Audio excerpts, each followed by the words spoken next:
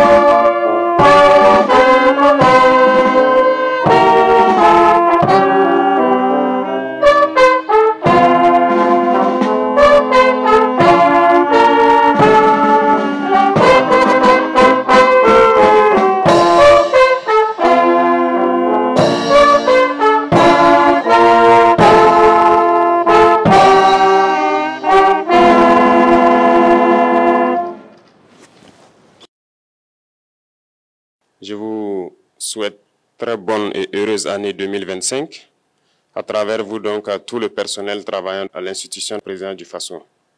Je souhaite que 2025 soit une année pleine de santé pour vous, votre famille et vos proches, pour que vous puissiez donner le maximum de vous-même dans le travail pour le bonheur de notre peuple. Que 2025 soit une année où vous verrez tous vos projets donc couronnés de succès, de prospérité, et surtout, que tout au long de l'année, que Dieu guide donc notre action, nous protège et veille sur nous. Je souhaite aussi rappeler à tout un chacun que la lutte contre l'impérialisme doit être donc intégrée dans nos gènes maintenant. Ça doit être une lutte qui se mène de façon implacable et tous les jours. Parce que beaucoup de gens n'ont pas compris ce que c'est que cette lutte jusque-là. Nos vaillantes forces combattantes sont sur le terrain. Ils mènent le combat contre les valets manipulés, ces criminels qui écument nos campagnes tous les jours et tiennent bon pour amener la paix dans notre cher FASO. Autant ils le font, nos masses populaires laborieuses, que sont les agriculteurs, les éleveurs, se battent aussi également pour qu'on puisse atteindre l'autosuffisance alimentaire à travers donc l'accompagnement de tous les techniciens du ministère de l'Agriculture. C'est très important. Et autant qu'eux aussi se battent dans l'administration, nous devrons nous battre pour changer de mentalité. Cette décolonisation mentale, c'est la partie la plus difficile. Et c'est pour ça que nous tenons à vous rappeler constamment qu'il faut changer de mentalité, revenir à nos sources et nous battre. Et c'est ça aussi le combat contre l'impérialisme. Toutes les occasions nous sont offertes pour pouvoir comprendre l'impérialisme, ses manifestations. Quand je prends dernièrement les propos d'Emmanuel Macron sur l'Afrique, eh bien, tout Africain conscient devrait donc comprendre très vite tout ce qu'il a pu nous dire et qu'est-ce que ça signifie. Le général Tiani a dit il n'y a pas longtemps du changement donc de tactique ou de stratégie des forces françaises en Afrique, et je pense qu'il est venu le confirmer. Il s'agit de dissoudre et de garder un dispositif socle. Et Emmanuel Macron l'a si bien dit qu'on ne peut que le remercier pour cette sincérité. Même si certains ont voulu mettre la poudre aux yeux de leur population, mais la réalité finit par rattraper aussi. Ils ne partiront pas de certains pays. Ils ont juste dissous le dispositif. Vous ne les verrez plus dans des bases, mais dans les ambassades, ils seront là.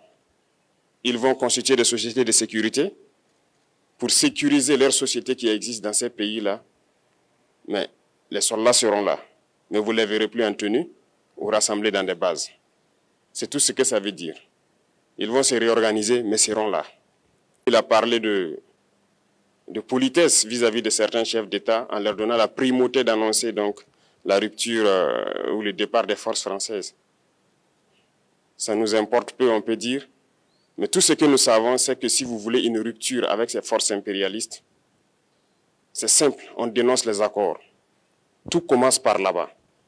Et je pense que l'exemple du Tchad, en tout cas, est palpable. Ils ont commencé par dénoncer les accords. Sinon, si on ne dénonce pas les accords, juste dire que les bases quittent, on n'a rien fait. Parce que le problème se trouve dans les accords coloniaux de défense qui ont été signés depuis l'indépendance. Le plus dangereux n'est pas ceux-là que vous voyez dans les bases. Le plus dangereux, ce sont les conseillers militaires. Les conseillers militaires existent dans tous ces pays. Ils ont existé au Burkina aussi jusqu'en fin 2022, jusqu'à ce que nous prenions nos responsabilités. Et qui sont ces conseillers militaires? C'est ceux-là qui sont censés mettre en pratique la politique de la France ici. Ils doivent travailler à rendre nos armées très faibles pour que la France puisse toujours avoir l'argument d'exister ici. Sous Blaise Compaoré, ils avaient réussi. Nos sentinelles prenaient donc la garde avec des bâtons. C'est ça que la France veut de nos armées. Lorsque nous arrivons à cette étape, nous n'avons pas le choix que de vouloir qu'ils viennent s'installer. Mais l'armée burkinabé a réussi à un moment donné à se débarrasser des conseillers militaires. Malheureusement, je pense qu'en 2019, après l'opération Otapuano, où ces Français ont vu que l'armée burkinabé avait encore une capacité de réagir au terrorisme, ils ont appelé les chefs d'état-major en France, ils l'ont instruit de reprendre les conseillers militaires dans toute la structure. Eh bien, il n'a pas accepté, mais au retour au pays, les politiques l'ont instruit d'accepter les conseillers militaires. Et c'est là que les conseillers militaires sont revenus dans l'armée burkinabé en 2019. Avec toutes les conséquences qu'on connaît, l'armée était en train de disparaître dans les années 2020-2021. Et d'ailleurs, c'est le moment où beaucoup de militaires ont dû déserter parce qu'il n'y avait plus d'espoir. On était en train de s'effondrer. Voilà un peu comment ils travaillent.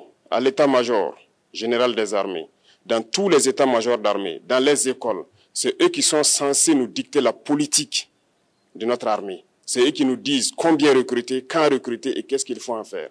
Ils sont dans les écoles pour nous dire comment il faut les former et ainsi de suite. Tant que ces conseillers militaires sont là, vous n'êtes pas indépendant. Votre armée aura juste l'apparence d'une armée qui sera là en train de faire des parades, du cirque. Mais lorsque viendra la guerre, vous vous rendrez compte que la parade, c'est une chose, mais la guerre, c'est une autre chose. Il faut rompre les accords. C'est la seule façon d'avoir une armée indépendante et se construire, être fort. Mais beaucoup de gens ne le comprennent pas peut-être. Et même avec ces accords, la France choisit dans nos États des élèves officiers pour aller les former. C'est à travers ces mêmes accords. Mais en réalité, ces officiers qui partent se former pour la plupart, pour la France, ils viennent pour servir l'État français dans leur pays. Ils ne viennent pas pour servir nos pays. Ils les forment pour qu'ils viennent servir les intérêts de l'État français. J'en veux pour preuve.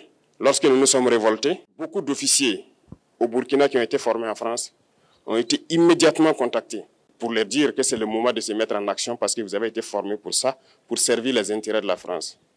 La plupart de ces officiers nous ont rendu compte, nous avons pris acte et nous continuons de suivre. Lorsque un officier formé en France arrive dans son pays et par malheur meurt soit par accident ou bien sur le champ de bataille, en France, il y a une nuit d'hommage aux morts dans l'armée, comme partout ailleurs. À la nuit d'hommage aux morts, on cite le nom de l'officier en question et on dit « mort pour la France ». Il ne le forme pas pour servir son pays, il le forme pour servir leur État. Et dans beaucoup d'États africains, il y en a plein de ces officiers. Combien sont patriotes, Dieu le sait. C'est une leçon que Emmanuel Macron a donnée encore aux chefs d'État africains, de se rattraper et de pouvoir vraiment mener cette lutte contre l'impérialisme. Mais en plus de ça, il a aussi insulté tous les Africains dans ses propos. Il y a une partie qui a retenu mon attention, là où il parlait d'ingratitude. Et que l'ingratitude est une maladie non transmissible aux humains. Lui, il est humain, notre ingratitude n'est pas transmissible à lui.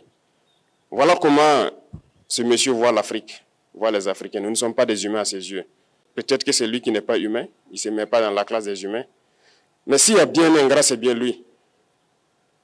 Je pense que s'il n'est pas athée et qu'il prie, à chaque matin qu'il se réveille et qu'il prie, il devrait aussi prier les Africains. Parce que c'est grâce à nos ancêtres qu'il existe aujourd'hui une France. Il devra nous prier. À ses yeux, nous ne devons pas être des humains, nous sommes plus que des humains. Ce sont des messages très forts qu'il passe. Moi, je pleure le peuple français. Mais quand même, il est bien pour l'Afrique. Il est un mal nécessaire pour nous. Ceux qui veulent se réveiller, se réveillent. Ceux qui ne veulent pas se réveiller, comme on le dit, on ne peut pas réveiller quelqu'un qui ne dort pas. Les Africains doivent se réveiller. Nous devons travailler à être indépendants, à faire au moins ce que nos peuples connaissent le bonheur. Et la lutte contre l'impérialisme, c'est ça. Il faut décoloniser les mentalités, prendre en compte toutes ces données-là, parce que le monde nous donne tellement d'exemples à voir. Pour eux, il n'y a pas de morale. Ils peuvent vous désigner aujourd'hui terroriste, mais demain, vous êtes un héros, par leur simple bouche. Ils décident de ce qu'ils font. Ils parlent de démocratie, mais ils se font eux-mêmes des coups d'État constitutionnels entre eux. Ils parlent des droits de l'homme, mais ils déciment des populations ailleurs. L'Africain doit se réveiller, l'Afrique doit se réveiller. Et le combat contre l'impérialisme est permanent. Et je vous invite à incorporer ce combat, à travailler en sorte que nous soyons réellement indépendants, que nous soyons autosuffisants et que nous puissions nous développer, connaître le bonheur, ce à quoi notre peuple aspire. Merci, je vous souhaite une très bonne journée, une très bonne semaine et une très bonne année. Et que, à la fin de cette année 2025, en faisant la rétrospective, nous devrons nous dire que nous avons apporté un grand plus à notre nation. Merci beaucoup à tous, que Dieu vous bénisse et que Dieu protège notre chère patrie. La patrie ou la mort, nous vaincrons.